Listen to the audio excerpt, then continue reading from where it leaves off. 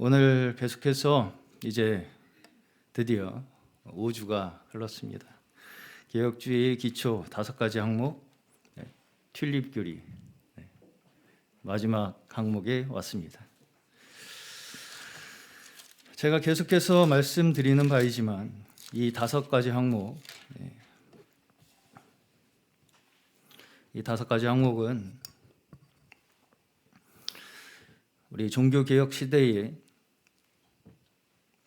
부패한 그 시대에 하나님 혼란되어 있던 하나님의 말씀의 중심, 우리가 믿음을 어디에다 두어야 할 것인가에 대한 다시 한번 신앙을 회복하기 위해서 그때 당시에 종교 개혁자들이 특히 칼빈을 중심으로 정리되었던 그 교리를 바탕으로 정립된 이 항목들입니다.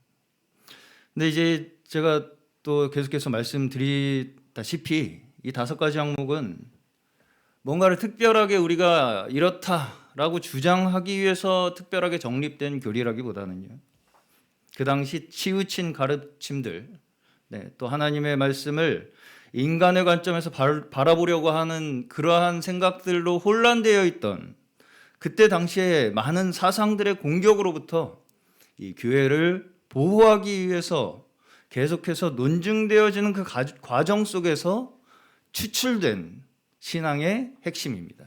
추출되었다고 봐야 돼요. 이것을 따로 정립하기 위해서 만들었다라고 보기보다는 그러한 하나의 끊임없는 이 비진리들과 싸움 속에서 추출된 하나의 신앙적인 핵심이다, 이렇게 바라보시는 것이 저는 합당하리라고 생각합니다.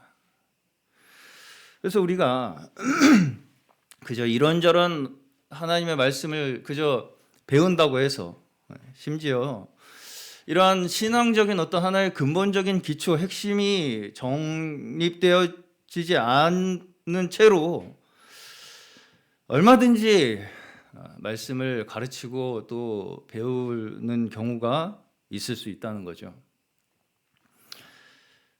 얼핏 듣기에는, 그리고 우리가 보기에 그렇게 크게 다르지 않은 것처럼 들릴 수가 있어요. 뭐가 그렇게 다르냐, 대충 다 비슷한 얘기 아니냐, 뭐 대충 그냥 성경 얘기하면 다 복음이 아니겠느냐 라고 생각하기 쉽다는 것이죠. 그렇지만 제가 분명하게 말씀드리는 것은 무엇이냐면, 하나님의 말씀은 어떤 단어, 어떤 문장에 있겠습니까? 그런 곳에 있는 것이 아니라는 거예요. 제가 하나의 예를 하나 좀 드려 보겠습니다. 최근에 제가 어떤 단체에서 말씀을 묵상하는 방법을 가르치는 소책자를 잠깐 볼 일이 있었는데요.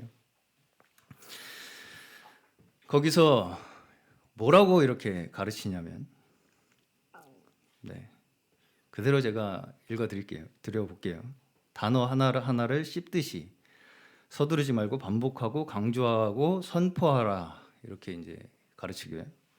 그러면서 전체 구절을 빨리 읽지 말고 각 단어에 집중하라, 이렇게 얘기하면서 그 구절을 이해하려는데 관심을 두지 마라.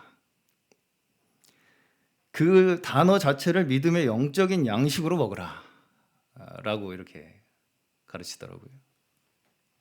자, 무슨 말씀인지 이해가 가십니까? 안 가죠. 이러한 것들이 다 뭐냐면 정확한 교리가 정립되어 있지 않기 때문에 일어나는 해프닝이에요.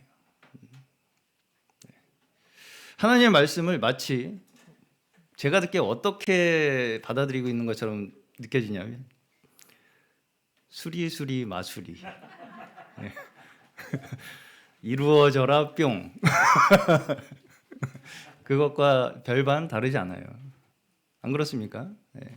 그 단어를 계속 내가 뭔가 읊조리면 나한테 뭔가 뿅 현상이 일어날 것, 기적이 일어날 것 같은, 영적 현상이 일어날 것 같은 그런 생각을 하게 만드는 거죠. 이해 가세요? 자, 그리고 한 가지 더 제가 이제 이 얘기를 좀 극단적으로 제가 끌고 가자면, 극단적 유대주의자들의 사상에서는요, 원래 하나님께서 주신 그 언어 그대로가 아니면 영적인 권위, 말씀의 어떤 효과, 효험, 이것이 상실된다, 이렇게 주장을 해요. 극단적 유대주의자들. 심지어 그 의미를 동일하게 다른 언어로 번역을 했음에도 불구하고, 그 언어를 이해를 할 수 있음에도 불구하고, 그 언어가 번역되는 순간, 원래 이제 히브리어죠, 모세오경은 그 원어가 가지고 있는 영적인 효과, 또 그 권위 자체는 사라진다, 이렇게 이제 주장합니다. 저는 오히려 이게 나름 설득력 있지 않나. 왜? 하나님께서 그래서 주신 언어니까. 그 당시에 모세에게 히브리어로 주시지 않았겠습니까? 하나님께서 직접 주신 언어잖아요. 그건 굉장히 설득력이 있습니다. 어떤 면에서 하나님께서 주신 언어로 이해되지 않을까? 그럼 다 가서 이제 랍비한테 배워야 됩니다. 우리는. 이러한 모든 것이 인간의 관점에서 하나님을 믿으려고 하는 거예요. 네. 자, 하나님이 유대인이십니까? 아니죠. 히브리어를 사용하시는 분입니까? 히브리어 언어를 원어민이신가요? 하나님께서. 네. 우리 모두가 현재 자신이 가지고 있는 어떤 조건에 어떻게 하고 싶어 하냐면 하나님을 제한하고 국한시키고 싶어 해요. 그러면 그게 무슨 얘기냐면 결국은 그 구원에 대한 특정한 방법을 내가 소유하겠다는 거예요. 네. 어떻게 하면 구원을 얻을 수 있을 거라는 그 방법을 내가 가지고 싶어 하는 거라고요. 내 스스로. 그 자체가 결국은 어떤 얘기예요? 하나님의 구원입니까? 스스로의 구원입니까? 스스로의 구원이죠. 나 스스로 나 자신을 구원하겠다고 하는 거예요. 결국은 그 얘기는. 네. 분명하게 이걸 저희가 함께 이 교리 공부를 하면서 분별이 돼야 돼요. 한 가지 사례를 더 말씀드리자면, 이 얘기 말씀드려야 될지 모르겠지만 우리 큰 사모님께서 근래에 어떤 한 젊은 자매님과 상담을 하신 일이 있었어요. 그 자매님이 이제 신앙을 찾아 다니시다가 한 단체에 이제 참석을 하셨는데, 이제 그 단체는 이 구원에 대해서 굉장히 이제 그 자부심을 갖고 있는 단체예요. 근데 그 참석을 했는데 그 단체에서 뭐라고 이제 이야기를 하더라는 것이냐면, 그 단체의 지도자, 그 단체는 이제 그 지도자를 사도라고 부른다고 하더라고요. 그 사도가 가르치는 방식대로 복음을 받지 않으면 구원받지 못한다. 네, 이렇게 이제 가르치더라는 거예요. 네, 그 방식 그대로, 그 사도가 가르치는 그 방식 그대로 복음을 받지 않으면 구원받지 못한다. 그래서 당신은 구원받지 못한 것이다, 라고 이제 단정을 하더랍니다. 자, 맞나요? 맞겠어요? 이 얘기가? 구원 깡패죠. 다 마찬가지예요. 그 사도라고 하는 사람이 어떤 논리를 가지고 있는지는 제가 들어보지는 않았지만, 자, 그 사람들이 구원에 대해서 그러면 얼뚱팔경맞은 얘기를 하겠습니까? 그렇지는 않을 거예요. 다 성경에 있는 어떤 걸 가지고 얘기를 하긴 할 겁니다. 비슷하게 들려요, 듣기에. 굉장히 일리 있게 들릴 수도 있습니다. 그럼에도 불구하고 그 성경의 말씀조차 그들은 뭐 어떻게 만듭니까? 내 방법으로 만들어요. 내 방법을 통하지 않고는 너희는 구원받을 수 없다, 라고 하는 그 방법으로, 내 자신의 방법으로 만드는 그 순간, 그것은 뭐가 됩니까? 나 스스로 구원하겠다는 방법이 되는 거예요. 나 스스로 내가 날 구원하겠다, 내가 널 구원해 줄게가 되는 것입니다. 그게 되는 거예요. 자, 하나님의 말씀조차 아까 말씀드린 대로 단어를 씹어먹으라 하는 것처럼 특정한 방법, 제가 방법 자체를 부정하는 건 아닙니다.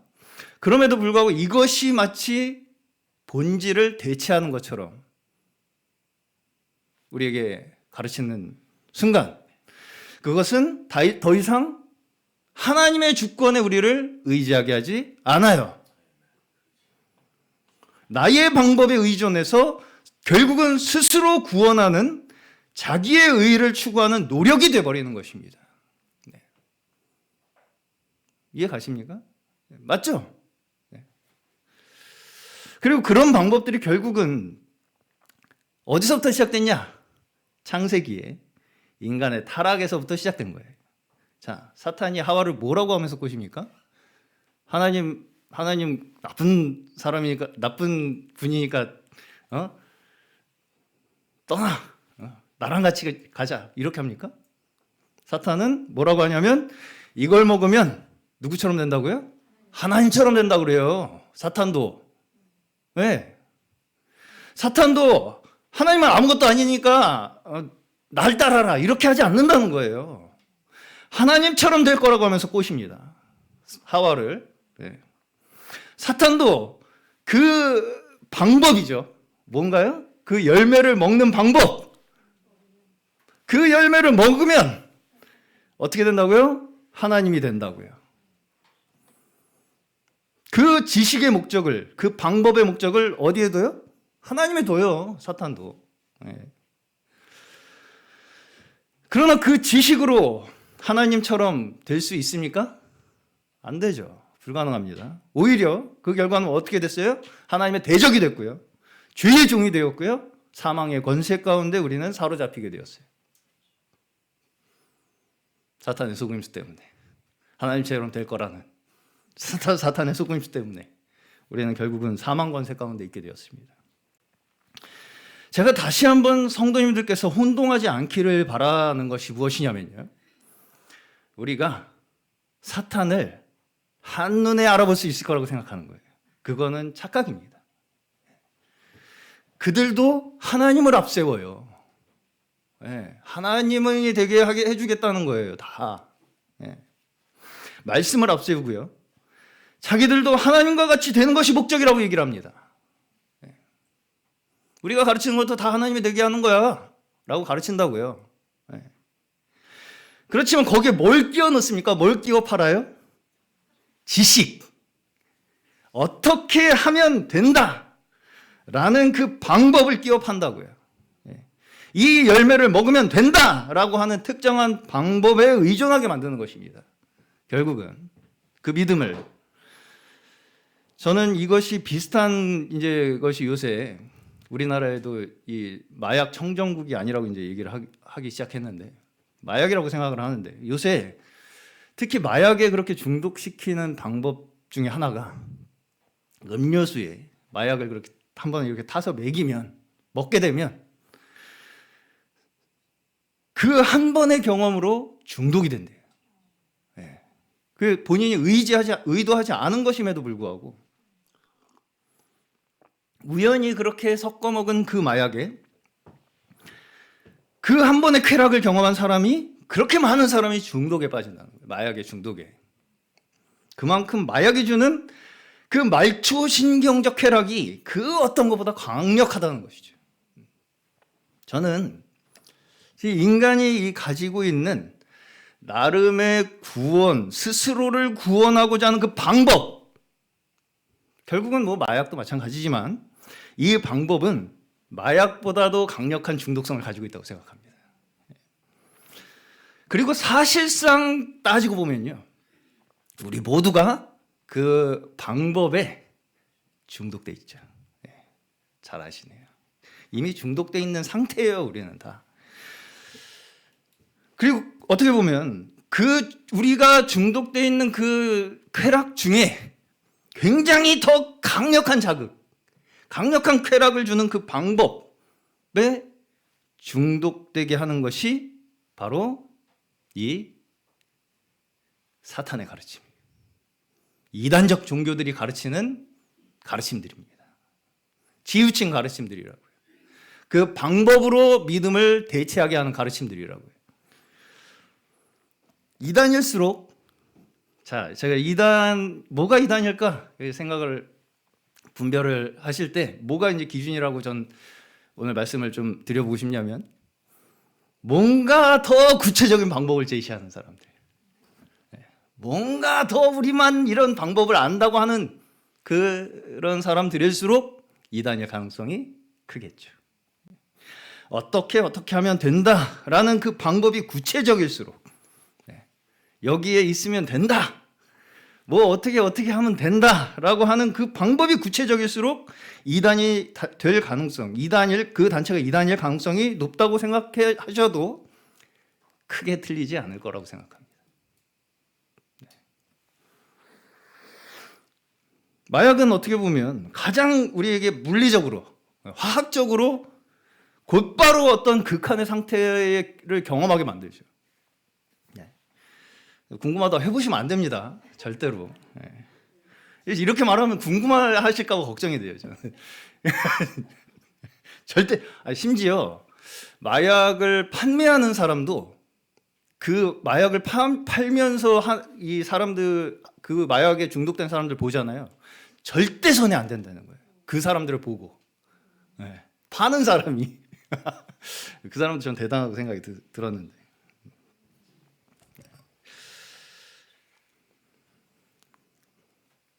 실제로 고대 그리스에서는 이렇게 인간이 경험하는 그런 어떤 이 물리적인 환각 상태, 황홀경의 상태가 인간의 한계를 초월하게 하는 상태에 이르게 한다, 이렇게 생각을 했다는 거예요. 그래서 신전에서, 그때 당시 이제 많은 신전들이 있지 않았습니까?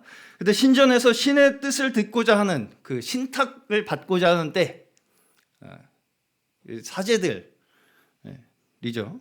그 사람들이 주로 그렇게 환각 증상을 일으키는 가스를 통해서 무아지경의 상태에서 예언을 했다고 합니다. 그리고 그 예언이 국가의 중요한 사건들을 다 결정을 했대요. 실제로. 그래서 정치인들이 자기의 뜻과 달라도 그 환각 상태에서 내려진 그 신탁의 예언이 자기 의견과 다르면 자기 의견을 내려놨다는 거예요. 그게 신의 뜻이라고 생각을 했기 때문에. 뭐가 다릅니까?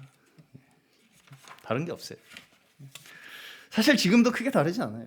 무당에게 물어보거나 내 나름대로 아무리 고민을 하거나 사실은 다 우리는 뭐예요? 우리 미래를 알 수 없기 때문에 이런저런 방법들을 그냥 고민하는 것뿐이에요.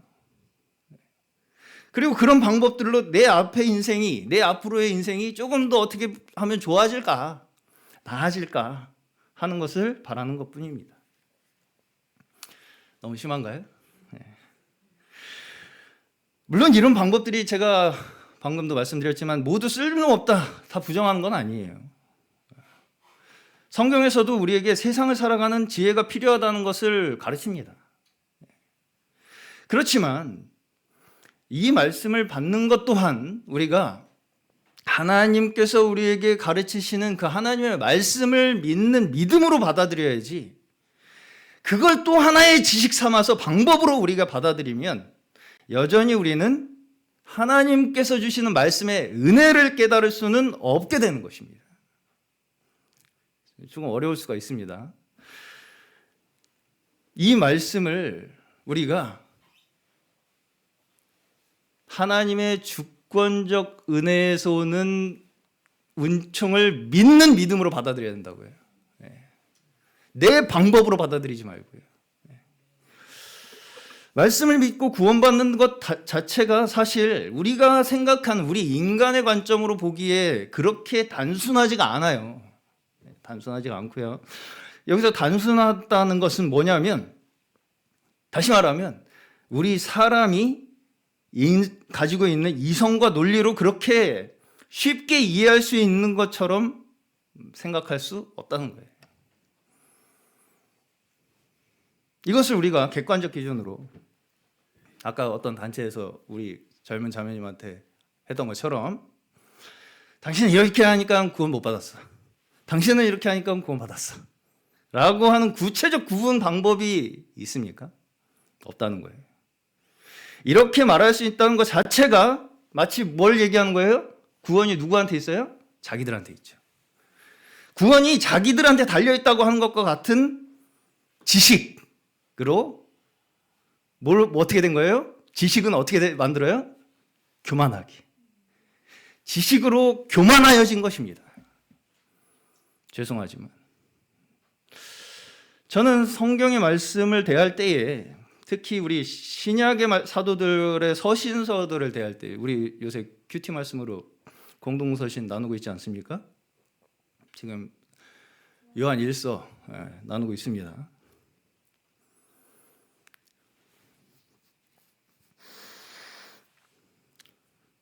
구약 말씀을 보면 우리가 이제 그 대상이 비교적 명확하죠.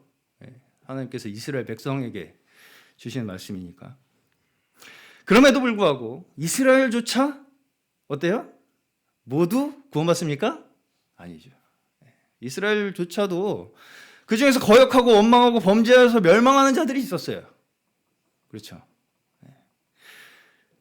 그럼에도 불구하고 하나님은 누구에게 말씀하십니까? 계속해서 이스라엘에게. 여기서 시사하는 바가 저는 굉장히 크다고 생각합니다. 이스라엘이라는 하나님이 정하신 자들에 대해서 말씀하세요. 계속해서 구약에서도. 저는 지금 이 신약에서도 어느 정도 마찬가지라고 생각하는데요. 서신서들을 볼 때 분명 이 사도들은 하나님의 부르심 받은 자들을 향해서 쓰여졌습니다. 그렇죠? 그리고 또 거기에는 분명히 경계해야 할 거짓 선지자들, 거짓 교사들이 거기에 등장을 해요. 언급이 돼요. 그런데 우리가 좀 깊이 한번 잘 생각을 해보시면 말씀을 받았어요. 성도들이. 그 중에는 어떻겠습니까? 이미 그 거짓 가르침에 영향을 받은 사람도 있고 심지어 거짓 교사도 있을 수도 있고 성도들도 있을 수 있습니다. 그렇겠죠? 그게 어떻게 해서 드러납니까? 어떻게 해서 드러나요? 그 말씀이 전해짐으로써 드러나는 거예요. 사도들의 가르침이 그들에게 전파됨으로써 드러나는 거예요. 자, 부르심 받은 자라면 우리가 이 말씀이 어떻게 받아들여지겠습니까? 나에게, 생명으로, 나에게 주어지는 말씀으로 받아들여지는 거예요. 내가 부르심 받은 자라면 무슨 말씀인지 가세요? 네, 이거 가셔야 됩니다. 이거는. 그렇지 않다면 마치 이 말씀들이 나를 찔러요. 공격하는 것처럼 받아들여져요. 왠지 껄끄러워요. 이 말씀 받아들이기가. 흔쾌하게 이 마음에서 받아들여지지가 않아요. 이 말씀이. 그 생명수처럼 시원하지가 않아요. 모든 말씀을 하나님의 말씀으로 받기가 어려워지는 것입니다. 어떤 건 동의가 할 수 있겠지만 이거는 좀 아닌 것 같은데 라고 하는 부분이 생기는 것이 일단 원칙적으로 말씀드리겠습니다. 부르심 받지 않았을 가능성이 큰 것입니다. 결국 그 말씀 그 자체로서 우리는 뭐가 증명됩니까? 부르심 받은 것이 증명되는 거예요. 말씀 자체로 우리가 부르심 받았는지가 증명된다고요. 말씀으로 우리에게 성령은 어떻게 임하세요? 말씀으로 임하시죠. 말씀으로 임하시는 성령으로 말미암아서 그 말씀이 우리에게 생명이 되는 거예요. 그 말씀이 우리에게 능력이 되는 것이고요. 그 말씀으로 말미암아서 우리는 기쁨을 얻는 것이고요. 만족을 얻는 것입니다. 그로 말미암아서 우리에게는 부르심이 확증되는 거예요. 거기에서 우리의 부르심이 확증되는 것입니다. 그렇기 때문에 하나님의 말씀은 온 인류에게 전파되는 것입니다. 그렇기 때문에. 그리고 그렇기 때문에 우리는 누구에게나 이 부르심이 열려 있다고 생각하고 복음을 전해야 돼요. 그렇지만 한 면에서 우리가 또한 경계해야 할 것이 뭐냐면 그 부르심이 내가 부르는 것입니까? 아니죠. 하나님께서 부르시는 거예요. 나에게 있는 것이 아니에요. 그 부르심이. 이걸 자꾸 우리가 선을 넘으려고 그래요. 이 말씀을 내가 전파하다 보면 마치 내가 그걸 부르는 것처럼, 사람들을 부르는 것처럼 착각을 하게 된다고요. 오직 우리가 그 부르심이 하나님께 있음을 끝까지 우리가 기억해야 하는 것입니다. 잘못하면 마치 내 방법으로, 내가 말씀을 전하면, 내가 뭔가 이런 방법으로 복음을 전하면 내가 모두를 구원할 수 있을 것처럼 생각하기 쉽다는 거예요. 그러나 우리가 또한 기억해야 할 것은 뭐예요? 모두를 부르신 것은 아니라는 것 또한 사실이라는 것입니다. 모두를 부르신 것 또한 아니라는 게 사실이에요. 애석하지만 우리의 기대와는 다르게. 우리는 하나님보다 더 착해가지고, 더 선해가지고 다 구원하고 싶죠? 그것도 교만입니다. 이런 관점에서 이 개혁주의 교리는 철저하게 하나님의 주권에 의해서 우리의 구원의 근원을 두게 하는 가르침이에요. 여기에서는 뭘 끝까지 제거하려고 하는 것이냐면, 인간이 구원에 개입할 조금의 여지도 완전하게 우리가 제거함으로써, 그렇게 됨으로써 우리의 믿음을 전적으로 하나님께만 의지하도록 하는 것이 이 개혁주의 5가지 항목입니다. 그리고 이 5가지 항목은 사실은 한 가지의 원칙에서 매우 유기적으로 연결되어 있어요. 다 들어서 아시겠지만 어느 하나가 나누어져서 생각할 수 있는 것이 없어요. 그렇기 때문에 이걸 가지고 나는 3번은 좀 동의를 못하겠는데, 난 4번을 동의 못하겠는데, 이렇게 말할 수가 없는 거예요. 한 가지의 동의가 안 되면 전체가 동의가 안 되는 것입니다. 첫 번째 전적 타락에서부터 이미 하나님의 주권적 구원, 하나님께서 계획하신 그 주권적 구원은 필연적으로 이루어질 수밖에 없는 거예요. 전적 타락에서부터 우리가, 거기에서부터 하나님께서 주권적으로 우리를 구원하셔야 하는 그 일은 일어날 수밖에 없는 일이 된다는 것이죠. 마지막 성도의 견인까지, 오늘 이야기한 하나님의 견인까지 하나님께서는 우리 멸망할 죄인들을 오직 그분의 은혜로 말미암아 구원하셨음을 강력하게 증거하는 것입니다.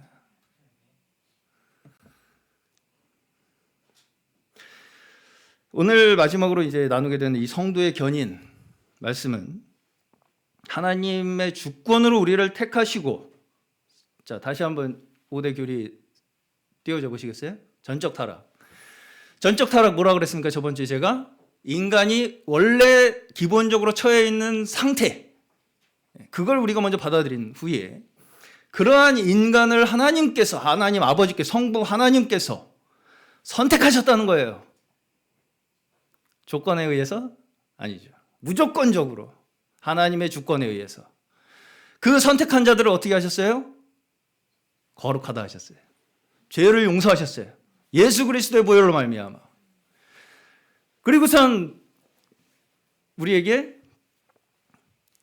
거듭나게 하시고 성령으로 우리의 모든 죄를 이길 수 있는 능력을 우리에게 부여하셨어요.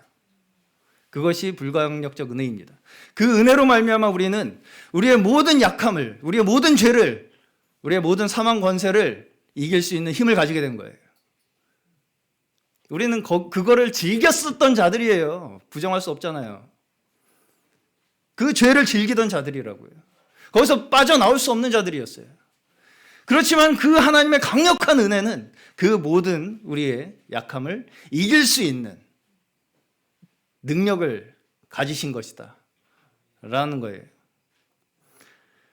그러한 하나님께서 주신 은혜로 말미암아 이제 우리를 끝까지 책임지신다는 말씀이 성도의 견인입니다. 빌립보서 1장 6절, 너희 안에서 착한 일을 시작하신 이가 그리스도 예수의 날까지 이루실 줄을 우리는 확신하노라. 확신. 이루실지 것 같다. 아니죠. 확신. 여기 말씀에서 보시면 우리의 믿음의 여정에는 시작이 있고 이루어가는 과정이 있다는 것을 우리가 어느 정도 알 수 있죠. 그런데 이 과정 속에서조차도, 이 과정은 또 우리가 좀 해야 되나? 네. 과정 속에서조차도 하나님께서 택하신 자라면 그는 결코 버림받지 않을 것이라는 말씀이에요. 네. 네, 이것이 우리에게 진정한 축복이라고 생각합니다. 이것을 어떤 사람들은 한 번 구원이면 영원 구원 뭐 이런 식으로 해서 단순하게 만들어 갖고 이 교리를 사람들을 거짓 구원 확신을 가지게 만든다고 비판하는 사람들이 있어요. 그러면서 이제 본인들은 그렇게 자기들한테 구원이 있다고 주장을 합니다. 아이러니예요. 참.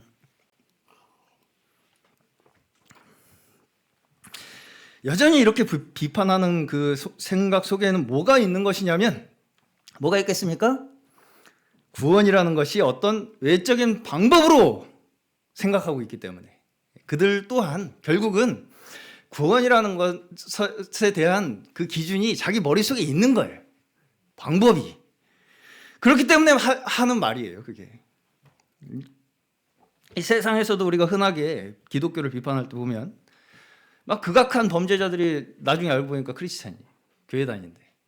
그러면 사람들이 야 그렇게 극악한 범죄 막 사람 죽이고 그랬는데도 회개하면 끝이냐?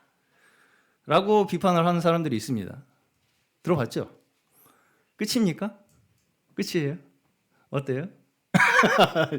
대답하기 애매하죠. 네. 끝이 아니에요. 끝 아닙니다. 끝 아니에요. 우리가 알 수 없어요, 그거는. 그거를 자기가 알 수 있다고 생각하는 거예요, 심지어 세상 사람들도. 네. 니네는 이러니까 교회 다니 하나님 구원 받은 거 아니냐라는 식으로 어렴풋하게 나름대로의 그 기준을 가지고 나름대로 자기들도 어떤 면에서 구원 받은 자와 안 받은 자를 나누고 있는 거예요. 그렇죠? 네. 그런 말과 원칙상 별반 다르지 않습니다. 한 번 구원, 영영 구원이라는 게 말이 되냐? 뭐 이런 식으로 비판하는 거나 사람 죽이면 사람 죽이고도 회개하면 끝이냐? 뭐 이런 말이나 다 원칙상 같은 종류의 말이라고요. 요한일서 2장 19절 그들이 우리에게서 나갔으나 우리에게 속하지 아니하였나니 만일 우리에게 속하였더라면 우리와 함께 거하였으려니와 그들이 나간 것은 다 우리에게 속하지 아니함을 나타내려 함이니라. 이 말씀을 보시면 뭐라고 이야기를 하시냐면 함께 있다고 끝이다. 아니죠. 함께 있는 게 다가 아니다. 이렇게 말씀을 하세요.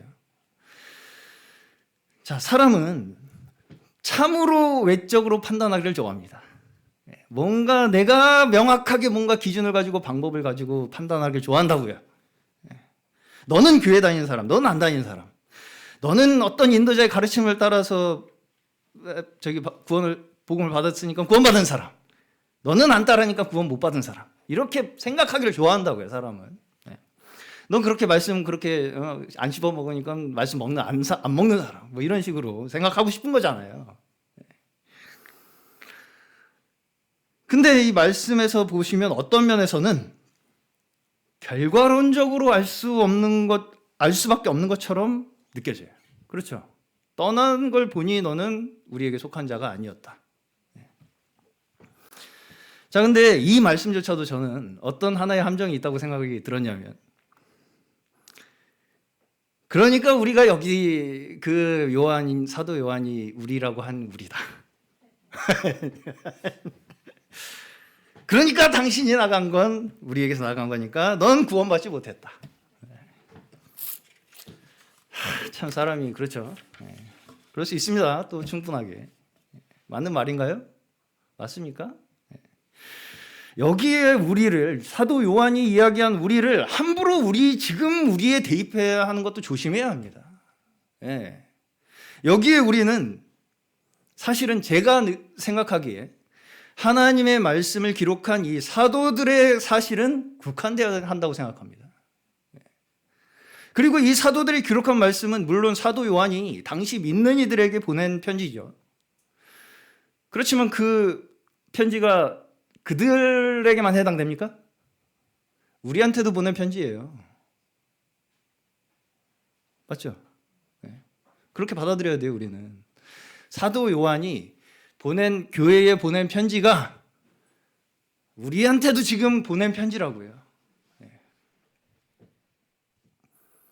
그렇기 때문에 우리는 같은 입장에서 사도 요한이 당시 믿는 이들에게 경계하도록 가르치는 말씀으로 우리도 또한 똑같이 받아야 됩니다.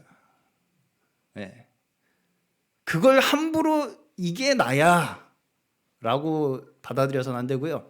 사도 요한이 우리에게 가르친 그 말씀 그대로, 그 사도 요한의 그 방향 그대로 받아들여야 된다는 거예요. 이것을 가지고 요한이 말하는 우리가 바로 우리다 이렇게 주장하려고 하는 것도 잘못하면 뭐가 됩니까? 편을 가르는 게 되죠. 우리는 이런 말씀에 대해서 결국은 각자의 양심에 증거하는 말씀으로 받는 것이 합당한 줄로 믿습니다. 심지어 당시 이 편지를 받는 교회들 내에서조차도 어때요? 거짓 선지자도 있었을 것이고 그 가르침에 영향을 받은 사람들도 있었을 것이고 참 그리스도인들도 있었을 거예요. 그렇죠? 그게 어떻게 증명이 된다고요? 그 말씀이 전파됨으로써, 우리에게도 이 말씀이 전파됨으로써 우리의 양심의 증거가 되는 거예요. 우리 각자에게. 다시 말씀드리지만 말씀은 귀 있는 자들에게 들려짐으로써 우리의 믿음이 확증되는 것입니다. 말씀의 대상을 어떤 그룹에 속한 구체적인 멤버들로 특정할 수 있다 라고 하는 아이디어 자체가 말씀을 믿음으로 받는다는 것이 무엇인지를 아직까지 정확하게 깨닫지 못하고 있는 거예요. 동의하십니까? 우리 거다. 말씀은. 복음은 우리 거다. 구원은 우리 거다라고 하는 그 아이디어 자체가 믿음으로 말씀을 받아본 적이 없는 거예요. 솔직히 말씀드리면.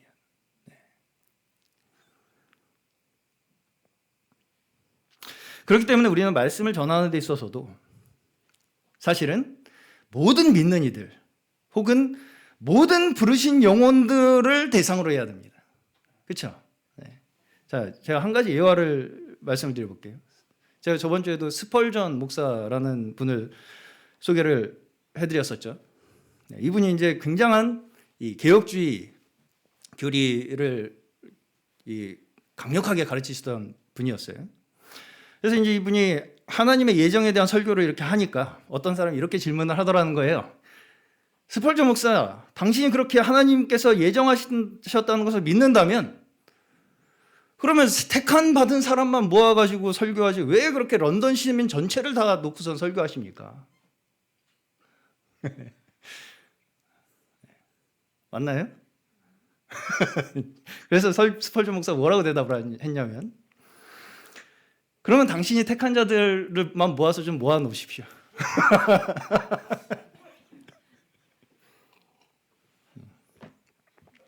당신이 택한 자들이 그렇게 누군지 알면 당신이 모아 놓으세요. 그렇게 대답을 했다고 합니다. 성경에서도 입으로는 신앙을 고백하기도 하고 주여 주여 하는 사람들이 있다고 말해요. 마가복음 7장 6절 이르시되 이사야가 너희 외식하는 자에 대하여 잘 예언하였도다 기록하였으되 이 백성이 입술로는 나를 공경하되 마음은 내게서 멀도다. 마태복음 7장 21절에서 23절입니다. 나더러 주여 주여 하는 자마다 다 천국에 들어갈 것이 아니요 다만 하늘에 계신 내 아버지의 뜻대로 행하는 자라에 들어가리라. 그날에 많은 사람이 나더러 이르되 주여 주여 우리가 주의 이름으로 선지자 노릇하며 주의 이름으로 귀신을 쫓아내며 주의 이름으로 많은 권능을 행하지 아니하였나이까 하리니 그때 내가 그들에게 밝히 말하되 내가 너희를 도무지 알지 못하나니 불법을 행하는 자들아 내게서 떠나가라. 저희 말씀에 의하면 주의 이름으로 이해 가십니까? 주의 이름으로 뭔가를 막 능력을 행했는데 왜 주님께서 이렇게 모른 척 하시지?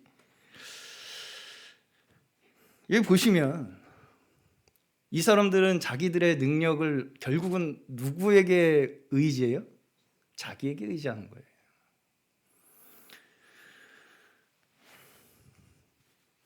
저는 이렇게 얘기를 하려면, 합당하게 한다면 뭐라고 해야 된다고 생각이 들었냐면, 주님께서 우리에게 선지자로서 불러주심을 감사합니다. 이러한 능력을 행하여 주심을 감사합니다.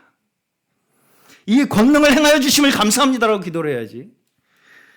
우리가 주님의 이름으로 행하지 않았습니까? 이해 가십니까?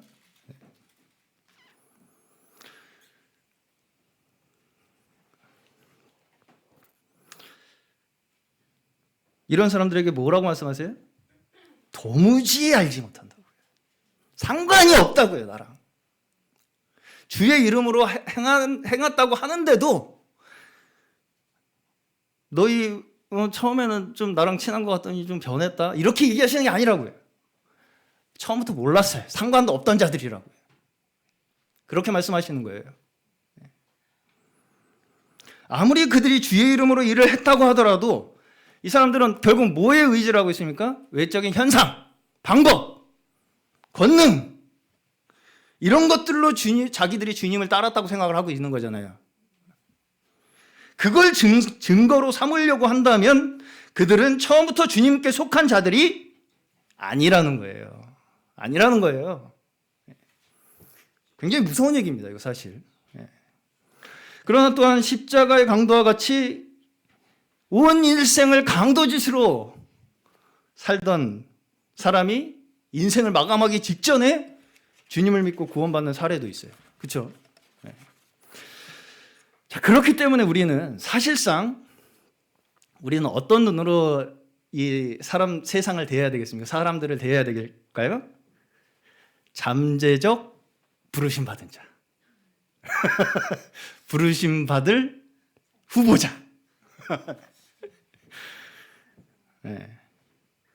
그래서 우리가 어디에 속했다, 무엇을 알았다 하는 방법과 조건을 넘어서서 만약에 우리가 정말 진정 부르심 받은 자라면 기본적으로 사람을 인간 모두를 한 사람 한 사람의 영혼으로서 모두가 하나님 앞에 선 단독자로서 우리가 대할 수 있는 것입니다.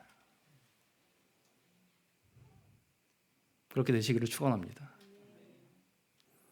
우리가 진정 하나님 앞에 부르심 받은 자라면 우리는 어떤 사람을 대할 때 어디에 속해 있다, 뭘 안다, 어떤 방법이다라는 의식을 크게 가질 필요가 없어요, 사실. 왜냐하면 다 거기서 거기니까요. 디모데전서 2장 4절, 하나님은 모든 사람이 구원을 받으며 진리를 아는 데 이르기를 원하시느니라. 베드로후서 3장 9절, 오직 주께서는 너희를 대하여 오래 참으사 아무도 멸망하지 아니하고 다 회개하기에 이르기를 원하시느니라. 우리는 하나님의 오래 참으심으로 기다리시며 모든 사람이 구원 얻기를 원하시는 그 주님의 마음으로 모든 영혼을 대하는 것이 우리의 합당한 마음인 줄로 믿습니다.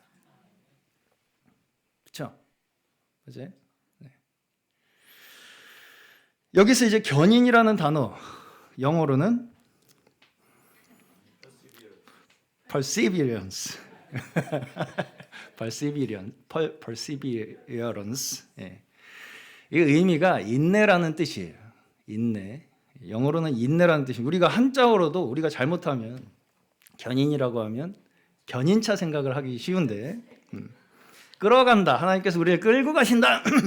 물론 의미적으로 그렇게 많이 크게 다르진 않지만 한자어로도 사실은 견고하게 인내한다는 의미예요. 한자어가 다릅니다. 굳을 견, 참을 인.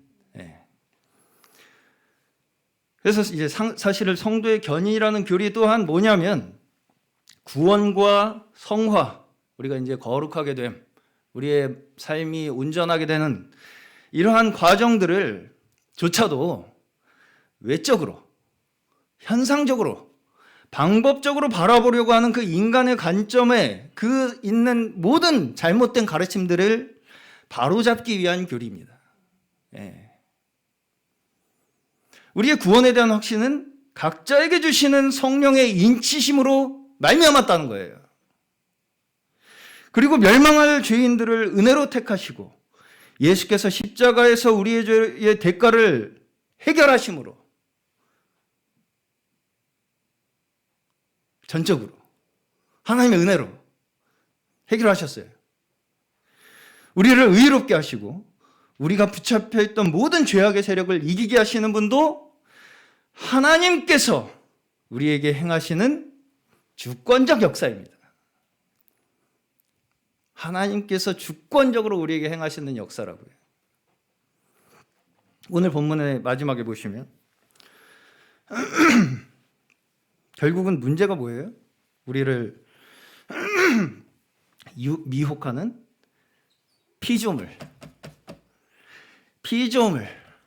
네. 이 땅에 우리에게 보이는 그 어떤 것들, 사망이나 생명이나 천사들이나 권세자들이나 현재일이나 장래일이나 능력이나 높음이나 기쁨이나 다른 아무 피조물이라도 우리를 주 예수 그리스도 안에 있는 하나님의 사랑에서 끊을 수 없느니라. 끊을 수 없다는 거예요. 우리 이 세상에 그 우리의 눈에 보이는 그 어떤 것도 피조물, 그런 거 자꾸 쳐다보고 그런 거에 구원이 있나 없나 자꾸 뒤져보지 말라는 거예요. 그런 거 가지고 우리의 하나님의 사랑을 끊을 수 없다. 우리 주님의 부르심을 입은 자들은 주의 사랑 안에서 결코 끊어지지 않는다는 것입니다. 우리는 단지 부르심을 입은 자들로서 하나님의 은혜로 우리를 끝까지 보존하시는 그 하나님만을 의지하며 살아가면 돼요. 믿으십니까? 마지막으로 요한일서 3장 24절. 그의 계명들을 지키는 자는 주 안에 거하고 주는 저 안에 거하시나니 우리에게 주신 성령으로 말미암아 그가 우리 안에 거하시는 줄을 우리가 아느니라. 고린도후서 1장 22절. 저가 또한 우리에게 인치시고 보증으로 성령을 우리 마음에 주셨느니라. 에베소 1장 13절 14절. 그 안에서 너희도 진리의 말씀 곧 너희의 구원의 복음을 듣고 그 안에서 또한 믿어 약속의 성령으로 인치심을 받았으니 이는 우리의 기업의 보증이 되사 그 얻은 것을 구속하시고 그의 영광을 찬미하게 하려 하심이라. 우리의 구원의 확신은 뭐라고요? 성령의 인치심으로 주시는 거라고요. 네. 말씀이 우리 안에 거하고 그것이 우리의 생명으로 역사하고 이전에 있던 우리의 악한 일과 죄악된 모든 일들, 자기중심적이던 우리의 모든 생각들, 교만한 생각들이 하나님에 대한 믿음으로 변화되는 것이야말로 나의 심령의 성령으로 인치신 하나님의 구원의 확실한 증거인 줄로 믿습니다. 저부터도 저는 제 마음속을 들여다봤을 때 놀라워요. 하나님의 기적의 능력, 그 권능이. 경험하십니까? 이전엔 안 그랬었는데 내가. 그런 것들을 우리가 말씀의 능력으로 우리가 경험을 하면서 그것이 곧 성령의 인치심으로 우리는 확증할 수 있는 거예요. 하나님께서 우리를 끝까지 놓지 않으시고 인도하신다는 그 믿음으로 우리는 구원의 확신과 기쁨 안에 있게 되는 것입니다. 그리고 그 믿음이 우리를 끝까지 구원의 길로 걸어갈 수 있도록 이끄시는 거예요. 그 믿음이.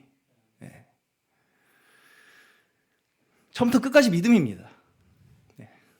이 말씀을 듣는 모든 분들께 이 하나님께서 주시는 견고한 믿음의 반석 위에 우리 모두를 세워주시기를 주님의 이름으로 간절히 축원합니다.